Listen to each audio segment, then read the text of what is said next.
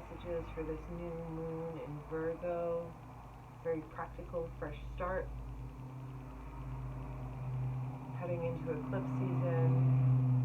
We just got out of this Mercury retrograde. So we've had kind of a period to reflect on all of the intense astrology from this last spring into the early summer.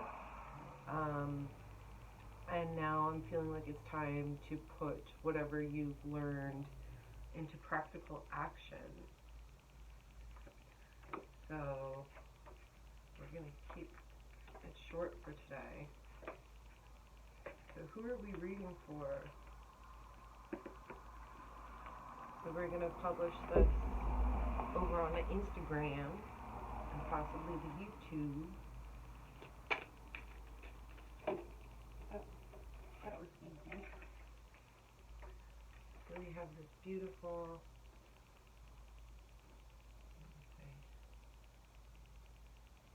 card here. This is from the Intuition Oracle deck. It says the intuitive, the affirmation. I am tuned in to the energy of those I care about. Aww, I feel like that's so.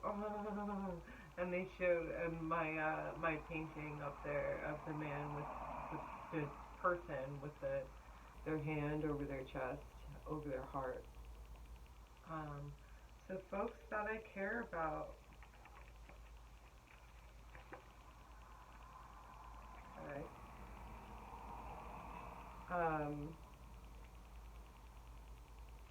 Let's read from the book. I love this deck. The artwork is so gorgeous. And this will come with an affirmation. The number 45, if anybody's into numerology. What do we have? I am tuned into the energy of those I care about. The intuitive has trained herself to harmonize the vibrations produced by her etheric being with those of any being she wants to communicate with. She has no need of sound or signs or body language to understand what the magical bird she holds wants her to know. Her intuition floods her inner knowing with silent symbols, silent sounds, symbols that have meaning to her, and memories that evoke concepts and feelings that complete the story this noble creature wants to tell her. Yeah, so she has this beautiful bird. It looks like she's holding an instrument maybe, and this beautiful bird is kind of, where can we see this best? There we go. And this beautiful bird is kind of coming to her with a message. So you ever have that intuitive ping of like, ooh, I should reach out to so-and-so. I should call so-and-so. Ooh, I need to spend more time, with the fam, whatever it might be. Or like you're really aching for a coffee date with a friend of yours you haven't talked to in a while. That might be your intuitive ping. That might be your intuitive, ooh, something's up. And they'll be like, oh, I was just thinking of you. The loving looks on both her face and that of the songbird show us that establishing a strong intuitive connection is another form of loving kindness that we're able to show if we do the work of getting out of our own way and allowing our higher self to use our innate intuitive gift to inform us. This intuitive is from the land of pagodas, but each person born has this gift deep within them, waiting to be called upon when the spiritual practice leads to right thinking that helps to remove the egoism, anger, and feelings of inadequacy that block our intuitive gifts, no matter our race or skin tone. The baby birds in the bottom border are happy because they know... Where's those baby birds at? There's little eyeballs. Okay. The baby birds in the bottom border. Oh, that's right. Each of the borders are different too. There's so much information. The baby birds in the bottom border are happy because they know their needs will be met with the help of the intuitive, symbolizing the unspoken and unbroken partnership between the natural world and the world of human beings. The stick she has shouldered is a tool for enlarging their little pond so that it may catch more rainwater. The intuitive welcomes all to her beautiful garden by the sea. Her love for all is shown by her willingness to help anyone and anything that comes to her for help. She knows that she, the birds, and all who exist are completely connected via what the ancients called ether, the unseen component of all things, which we now call energy. She is able to produce her seemingly miraculous communications and predictions by accessing what the ancients called the Akashic records, thought of as an endless library holding the sum total of all that ever was, is, and will be. Physicists today call this the quantum field. The intuitive has no need to call it anything. She just knows. There's something I wanted to say based on...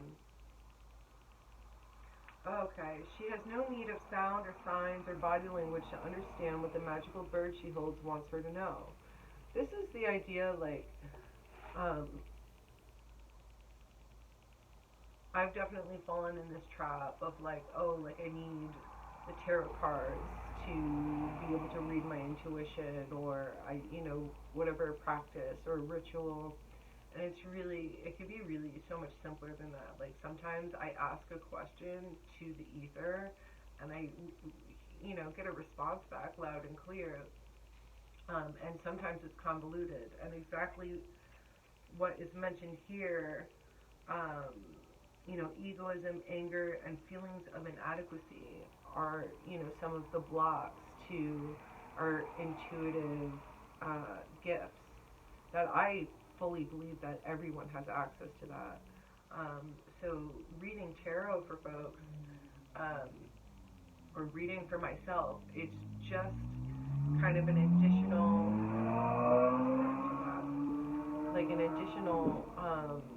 tool to help read. And I really enjoy, I think as an artist and as somebody who appreciates literature, I really enjoy tarot decks as like a fully real, it's almost like a music album.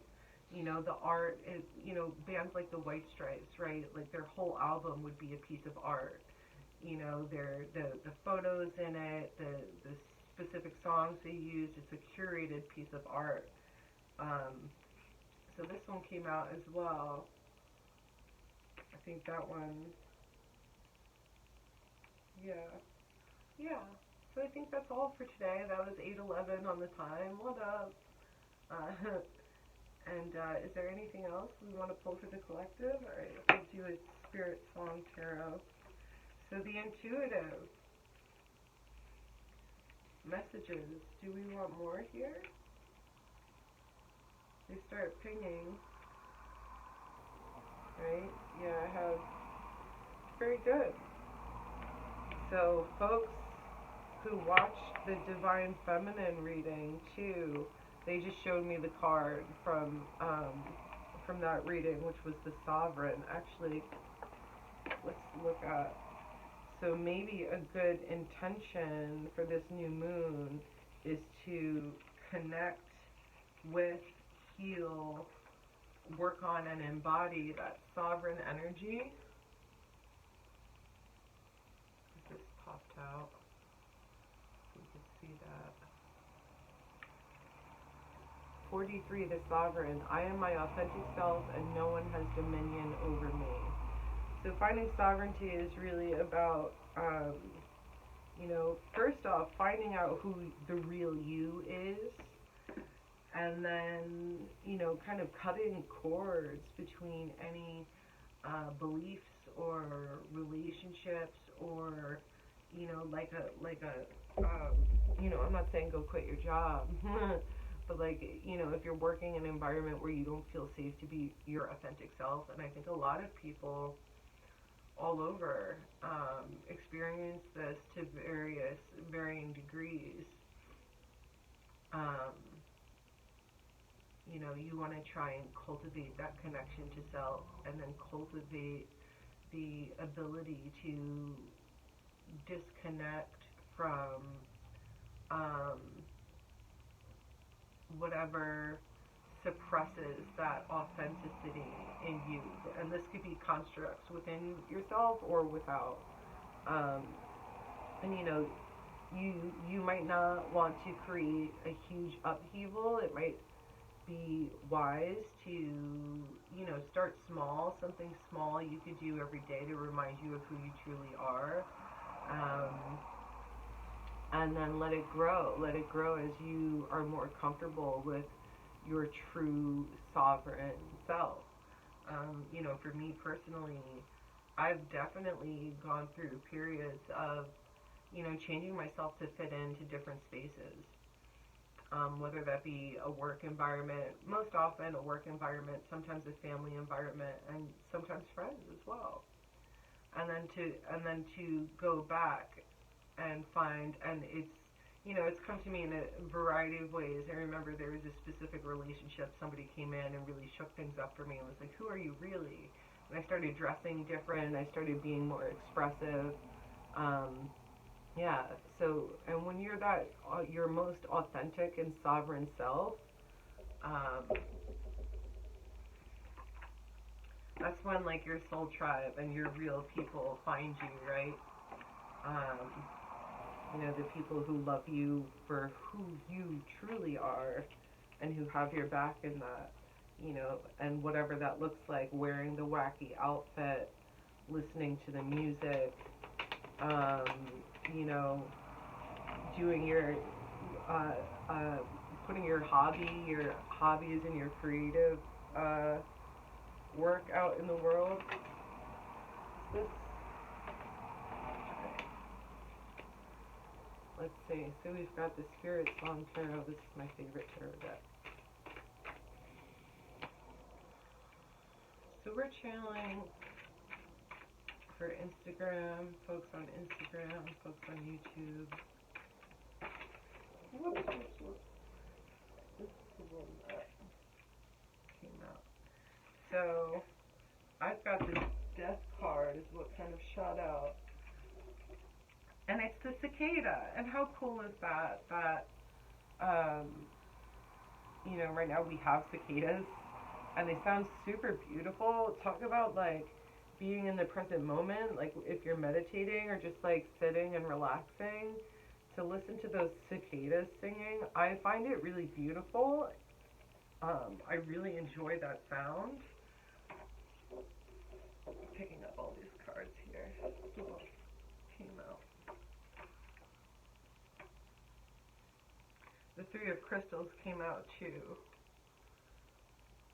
So, the new moon is a fresh start. And we get, how beautiful is it that every 2 weeks we really, every 4 weeks for the new moon, right? We get these fresh starts, 2 weeks until the culmination point, the energy fades out, and we start new again. So this is a really fresh start. And I think after eclipse season this last spring and some of the other astrology that went on, and then the most recent Mercury in retrograde, we had some stuff blown off of us, right? This could have been, mentally, emotionally, physically for some people. I'm sure it looked different for everyone. I know me, I went deep into trauma and self-limiting beliefs and mental health and, different practices that were and weren't sustaining me.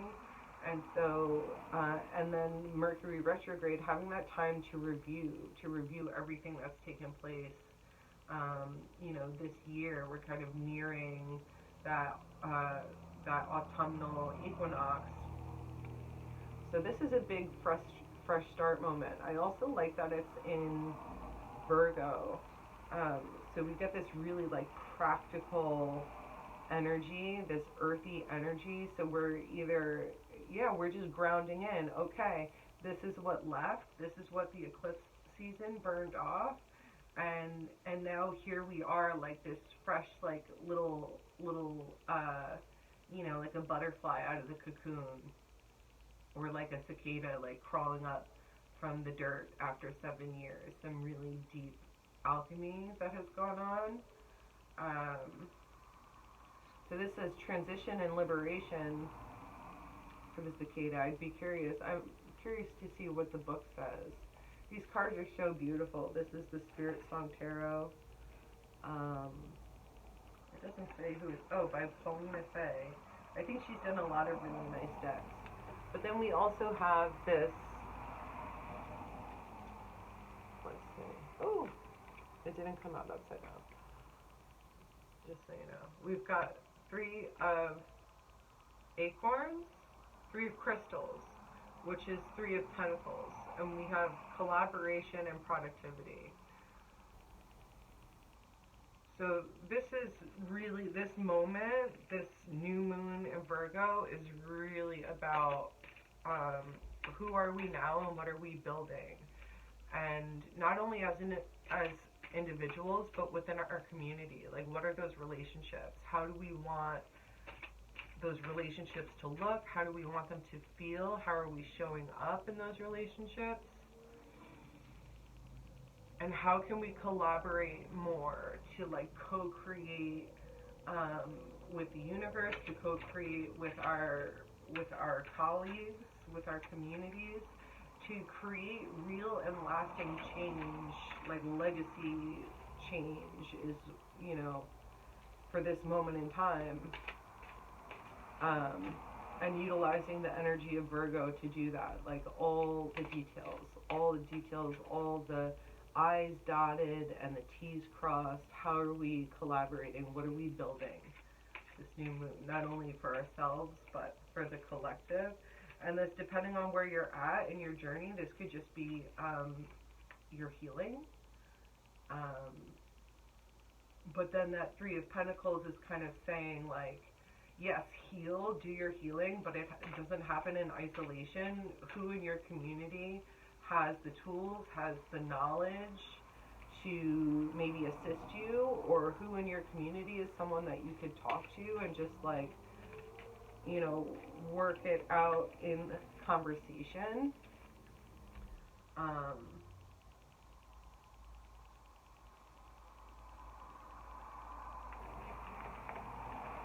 Yeah. What else? Anything else for today? We could do, they're picking out the wisdom of the trees. Let's go to the trees. And then we'll do an empowerment card and we'll call it a day. I really, really enjoy this deck. The Wisdom of the Trees Oracle by James Struthers. Gotta credit these artists. The only thing is some of the cards get stuck in this box. I like these cards because they fit in my hand. And I could shuffle them.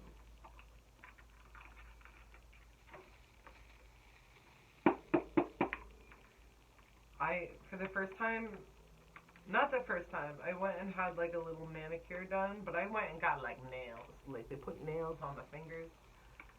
And, you know, it's not something I do often, but they're a great tool. Like going and hooking stuff in there. And they look pretty. They're inspired by another reader on YouTube, and I feel they're a little silly about it, but it's also kind of adorable, whereas like I really like their nails. I'm gonna go get some. Okay, back to business. Alright, a tree, and then we're gonna close out. So we're reading for the new moon in Virgo, the collective. That's too many. I only want one. Sweet orange, is that what you want to read? Okay. Alright, did another card fall. I wanted to shuffle longer. Sweet orange, is that it? Alright. So we have sweet orange. Beautiful. So this deck, so because it's brown with the fruit, oh yeah, so it's a fruit. It splits it up this deck is so great. It splits it up where the border, there's roots for being, trunk for healing, leaf for wisdom, and flower, fruit, and seed for power. So we're having the sweet orange come out as power.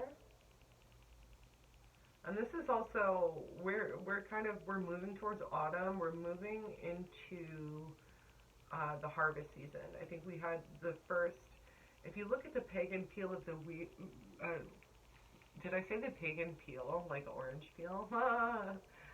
If you look at the pagan wheel of the year, August has the holiday, it's like Lugendas, which signifies the wheat harvest, like the bread. So we're definitely moving into, moving towards autumnal equinox. So now it's time, the fruit's like ripe for the picking. Let's see. Sweet orange, zest. The sweet orange Deva message. I am here to add zest and sweetness to your life. The fragrance of my flowers will lift your spirits and remind you of the beauty of life, and my luscious fruit will feed you, helping you live each day to the fullest. So I think also, in this Virgo energy of details and dotting the I's and crossing the T's, I think there's also a celebration moment of we've made it almost through another year. Like we've made it to another harvest season. And while with this new moon, we're planting our seeds of intentions, we're doing the work to see them through. There's an element of but also eat the fruit. Eat the fruit from what you've grown and been growing, each season of your life. So have some fun through this cycle. Your enthusiasm and energy are infectious. They inspire others to follow your shining example, and they also fuel your own desire to reach new heights and discover exactly what you are capable of achieving. So that's awesome. Thank you, Sweet Orange. Thank you, all the decks and all our guides and the great all that is for sitting with us today. I put the tree upside down. So we'll just go ahead. Ooh, it got eerily quiet on the block.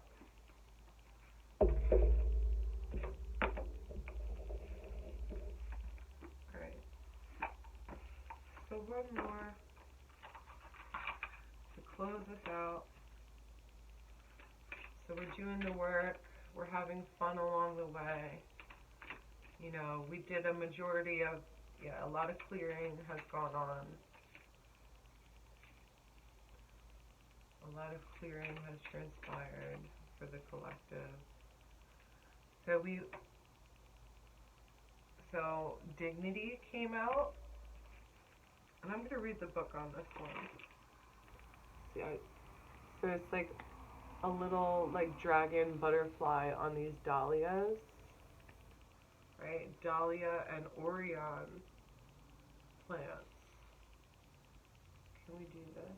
Yeah, this is a really nice. Okay. So Dignity.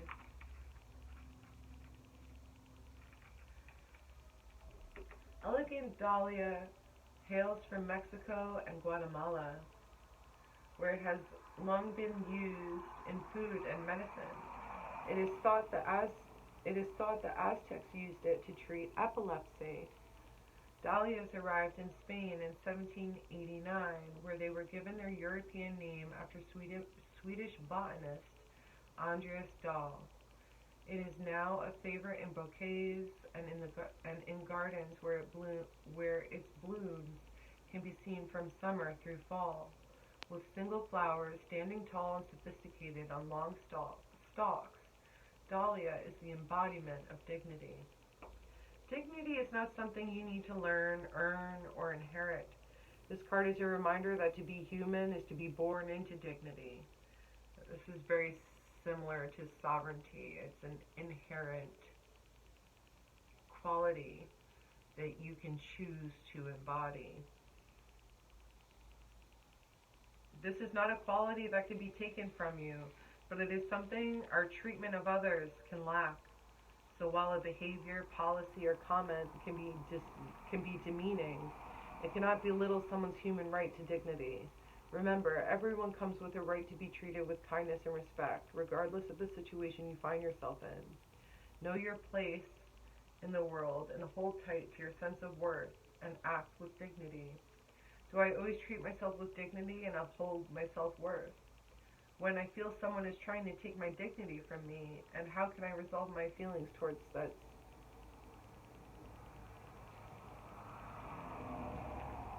That question is worded funny. When I feel someone is trying to take my dignity from me, how can I resolve my feelings towards that situation?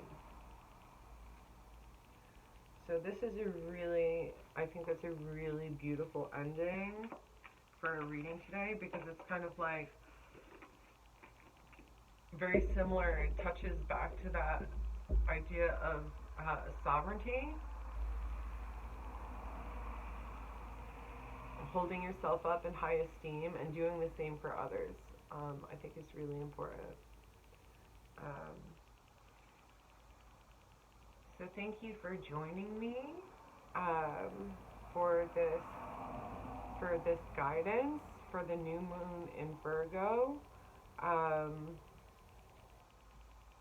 Yeah, keep plugging away, but keep enjoying the abundance of life around you. Keep your head high.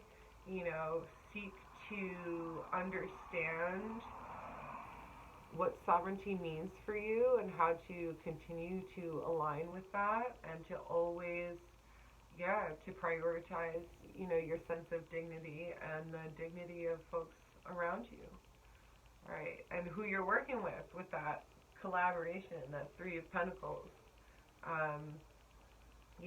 Be kind to each other, respect each other. See you soon. Enjoy the cycle.